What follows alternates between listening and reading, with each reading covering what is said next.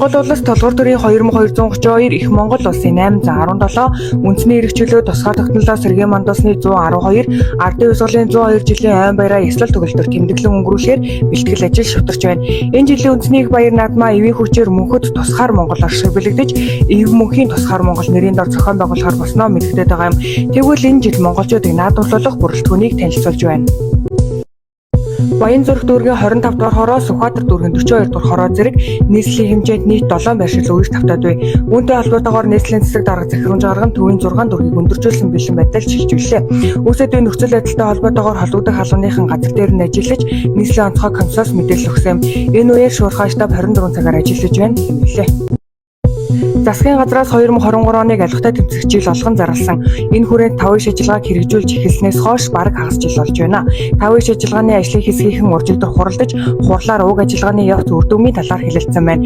Тэс 5 иш ажиллагааны гол саад нь шүүх болж байгаа талаар мөнгө авч хэрэг дардаг аргалдаг гэх шүүгч нартай холбоотой мэдээллүүдийг алхахтай тэмцэх газар шилжүүлэхээр болжээ. Түүнчлэн нэр бүхий шүүгч нарын хөрөнгө орлогын мэдээллийг тус газраар шалгуулахар болсон гэх мэдээлэл байна. Эрх баригчид үндсэн хуульд өөрчлөлт оруулаад удааг байна.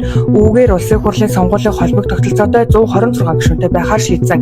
Ингэхдээ цаашид улсын хурлын гишүүн дарга биш төлөөлөгч болно гэсэн сурталчилгаа хийсэн.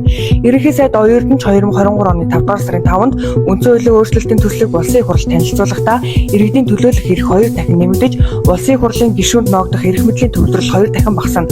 Парламентын дархлаа 2 дахин нэмэгдэж, аливаад нөлөөлөх өртөх эрсдэл 2 дахин буурна гэж хэлж байлаа. Нүүрсний сонсгол гэж намуудын мөрийг хөтөлбөр шиг биелдэггүй дуустдаггүй үлгэр байна. Хавраас хойш л нүүрсний сонсгол гэж ярьцгаалаа. Мухын дотыг харж өнөг турж өгнө гэдэг хэлц байдаг да. Улсын хурлын хаврын чуулган энэ 7 хоногийн баасан гарагт хаалтаа хийн. Хаалтын өдөр нь Гамболдын ахалдаг нүүрсний төр хороо тайлангаа тавьж төр хороо татан бугдах юм. Хууль нь ч тийм.